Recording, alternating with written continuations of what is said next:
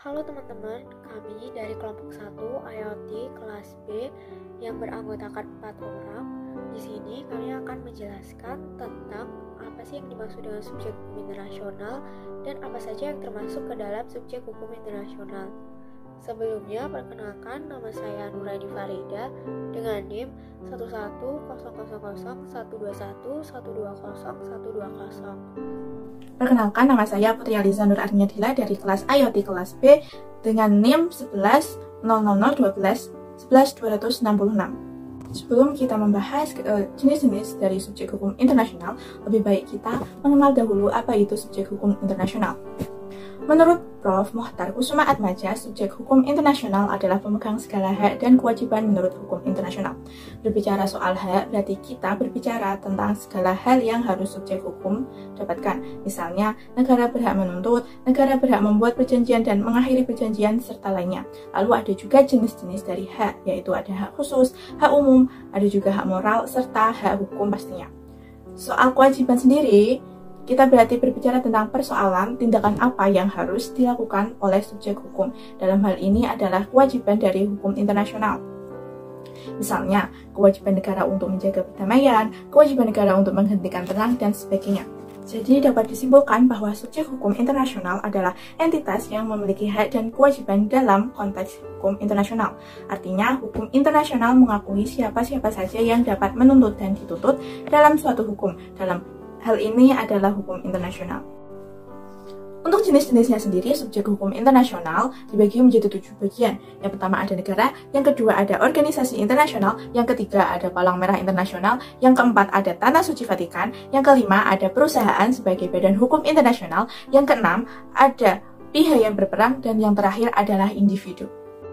Berikutnya, kita akan membahas subjek hukum internasional yang pertama, yaitu negara. Negara dinyatakan sebagai subjek hukum internasional yang pertama karena pada kenyataannya yang melakukan hubungan internasional adalah negara. Negara yang dapat dinyatakan sebagai subjek hukum internasional adalah negara-negara yang berdaulat, merdeka, dan tidak merupakan bagian dari negara lain. Artinya, negara harus mempunyai pemerintahan sendiri yang penuh dan kekuasaan penuh terhadap warga negaranya. Subjek hukum internasional yang kedua yaitu organisasi internasional. Organisasi internasional dalam artian luas pada hakikatnya meliputi tidak saja organisasi publik, tapi juga organisasi privat. Organisasi itu meliputi organisasi regional dan subregional. Ada pula organisasi yang bersifat universal atau yang disebut dengan Organization of Universal. Dilihat dari pembentukannya, organisasi internasional ini memiliki 3 aspek. Yang pertama yaitu aspek administrasi. Aspek ini menyangkut perlu dibentuknya suatu sekretariat tetap yang lokasinya berada di wilayah salah satu negara anggotanya yang ditetapkan melalui persetujuan antar organisasi internasional. Sementara aspek yang kedua yaitu aspek filosofi. Aspek ini dipengaruhi oleh filsafah kehidupan bangsa di sesuatu yang didirikan organisasi tersebut. Aspek yang ketiga yaitu aspek hukum. Organisasi internasional dibentuk atas suatu perjanjian dari 3 negara atau lebih sebagai pihak.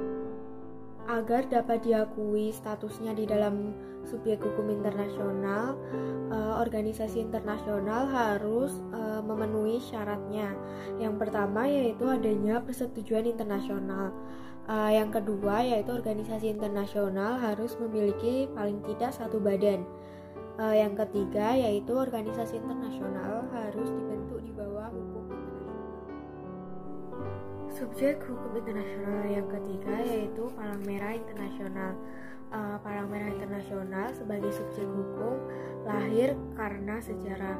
Walaupun pada akhirnya badan ini keberadaan dan statusnya dikukuhkan dengan suatu perjanjian internasional atau konvensi, yang sekarang adalah Konvensi-Konvensi Jenewa 1949.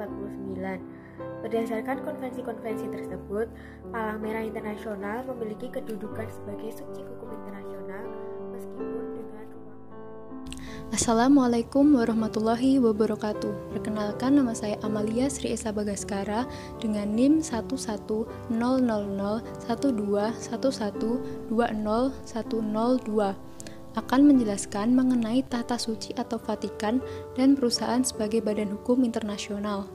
Tahta Suci atau Vatikan. Tahta Suci yang berada di Vatikan telah diakui sebagai subjek hukum internasional berdasarkan Traktat Lateran pada tanggal 11 Februari 1929 antara pemerintah Italia dan Tahta Suci mengenai penyerahan sebidang tanah di Roma. Perjanjian Lateran tersebut pada sisi lain dapat dipandang sebagai pengakuan Italia atas eksistensi Tahta Suci sebagai pribadi hukum internasional yang berdiri sendiri. Paus bukan hanya bertindak sebagai kepala gereja Roma, tetapi memiliki pula kekuasaan duniawi.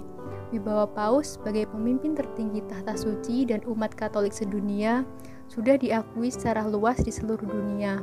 Oleh karena itu, banyak negara membuka hubungan diplomatik dengan cara menempatkan kedutaan besarnya di Vatikan, dan demikian juga sebaliknya. Selanjutnya adalah perusahaan sebagai badan hukum internasional. Perusahaan adalah badan otorita yang harus melaksanakan kegiatan-kegiatan di kawasan secara langsung, maupun pengangkutan, pengolahan, dan pemasaran mineral-mineral yang dihasilkan dari kawasan. Perusahaan dalam rangka bertindak sebagai badan hukum internasional memiliki kewenangan-kewenangan hukum, seperti ketentuan, peraturan, dan prosedur maupun kebijaksanaan umum yang ditetapkan oleh majelis dan tunduk pada pengarahan dan pengawasan dewan. Perusahaan memiliki kantor pusat yang berada di kedudukan perusahaan tersebut. Perusahaan merupakan subjek hukum internasional sebab ia memiliki status hukum, memiliki hak-hak istimewa, memiliki kapasitas membuat kontrak dan perjanjian dengan negara-negara ataupun organisasi-organisasi internasional. Perkenalkan, nama saya Anggun Nurdiningsi dari Fakultas Hukum kelas B. Di sini saya akan melanjutkan menjelaskan subjek hukum internasional.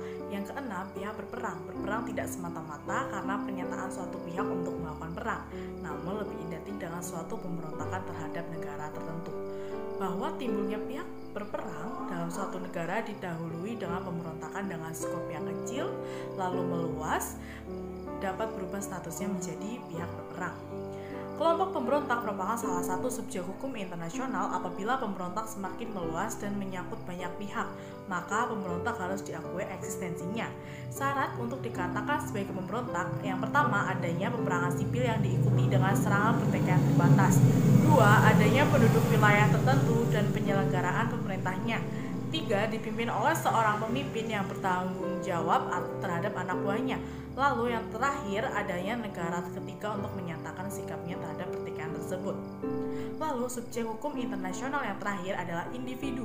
Diawali dengan lahirnya Deklarasi Hak Asasi Manusia pada tahun 1945 menyebabkan eksistensi manusia semakin terlihat.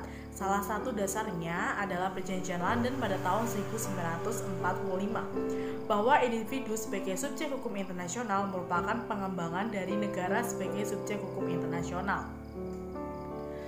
Sebagai individu mempunyai hak untuk mengajukan tuntutan-tuntutan yang timbul akibat dari perjanjian perdamaian pada pengadilan-pengadilan yang didirikan atas dasar perjanjian internasional. Lalu, kedudukan individu sebagai subjek hukum internasional merupakan suatu perkembangan lebih lanjut dari negara sebagai subjek hukum internasional. Sekian yang dapat saya sampaikan. Terima kasih.